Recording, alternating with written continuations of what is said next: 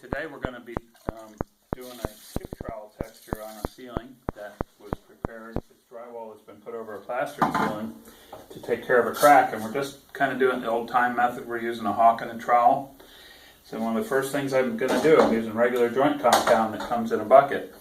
It's ready mixed, but if you've ever seen it when you get it, it's pretty thick. And it should be thick because you can always thin mud, but it's a lot harder to thicken it back up.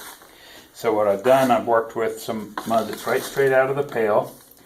And for saving time and everything else, all I'm going to do is just stir this mud up with a little 6-inch drywall knife. I'm not going to get too fancy on this, and I'm just going to make a big enough batch to start working this area. To do a whole house or to do a really big area, 1 bucket of drywall compound, 4.5 gallons, will cover about 8 or 9 4x12 sheets of drywall. So that's roughly 400 square feet that you would get out of 1 bucket.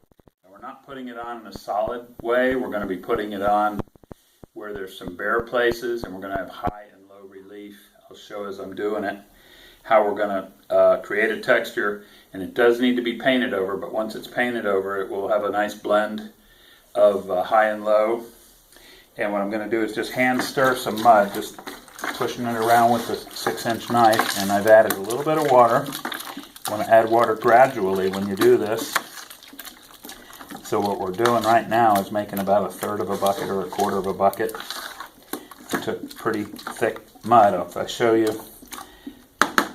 what I started with, compound right out of the pail is pretty thick. You wouldn't even want to try to really texture it with that.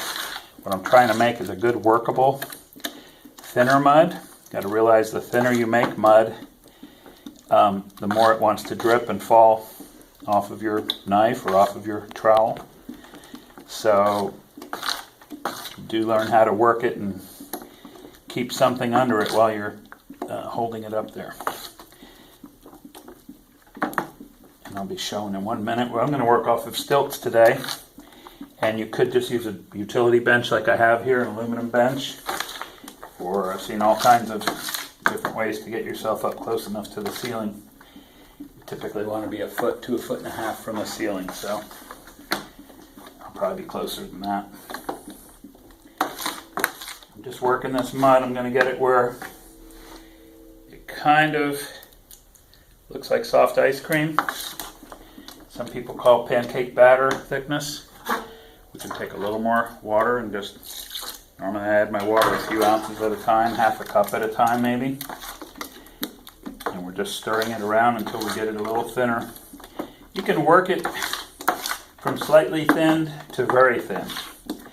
But again, you don't want to be wearing it, you don't want to be dropping it. So the whole point here would be to get it workable and manageable. Just clean the hawk. I put mud on the hawk. I typically just use a drywall knife, and I set my mud right in the middle of the hawk. I don't want to put too much mud on there where it's going to try to roll or slide off. You can start virtually anywhere in the room. I'll just show how I would normally cut in. I just get a little bit of mud on the edge of my trowel, and I'm going to start pushing it around. And when I get up near the edge of the wall, I'm just going to pull it out a little bit. I'll get a little bit of tape up there. I'm going to try to cover. I could have put a coat of mud over that tape, but I'm just randomly letting the mud kind of make a little camouflage of that tape edge. Try to get it up near the edge, but it's not solid. If you can see, the camera shows it, you can see a little bit of background of just bare drywall in between. And once this is painted, all I'm trying to do is make some little swish and swirl type designs. It's kind of a very Mediterranean look. And I'm moving the trowel in a somewhat circular motion, but I'm not making anything that looks round up there. And you can just go out in a 4x4 area, or you can start going all around and hitting the edges. But I want to create some of these little pulls and drags, some little holes in the mud, you might say, almost looks like Swiss cheese. You don't have it on very thick. You can get just straight things, or you can have a lot of little busier things going. And each person's going to probably do it their own way. You're going to have your own technique that you develop. I've seen some people put it on really, really thick and think that it looks very pronounced. Anywhere near an AC vent, if you had really thick texture, like old-time popcorn and stuff, you don't really want that thick there. It's going to tend to catch dust and any particles that come out around a paddle fan. You want to keep your ceilings thin and be able to have the texture just highlight. We don't want such a busy area up there that it's drawing attention to it. And a lot of times I'll just push this away from me. I'll push it out to the side. I just kind of keep fanning out my texture from where I started. And if you want to keep it, it's kind of a hand of the craftsman thing. You can put it on any way you want. You can put just one big thick glob up there if you wanted to. But the idea is that you keep working it, and any spaces that I create in between, I'm trying to leave some space and not have a huge open area that I don't have any texture. I'm picking up my mud, I'm keeping it really on there pretty thin, and I'm working it.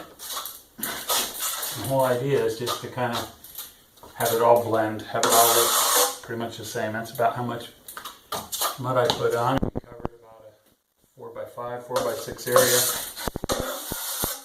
And if you get any real holes or things that hang down, I normally like to come and try to flatten them a little, because I don't really want a lot of stalactite little fingers hanging down.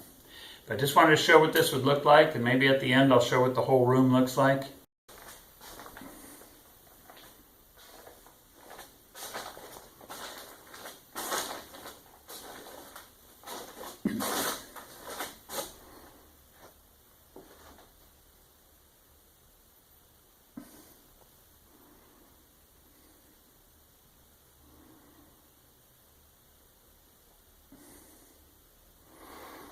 Just wanted to show this bedroom and closet that we did, where we started over in this area, and it has yet to dry, and then it needs to be painted.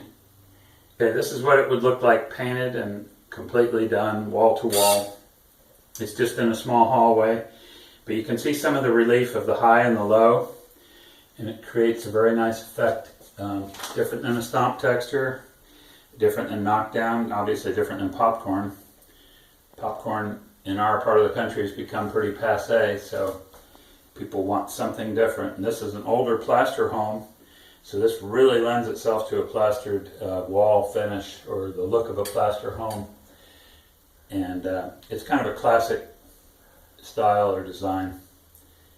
So I just try to give you a brief tutorial of how I do it, and there's a lot of ways to do it. Enjoy. Thanks.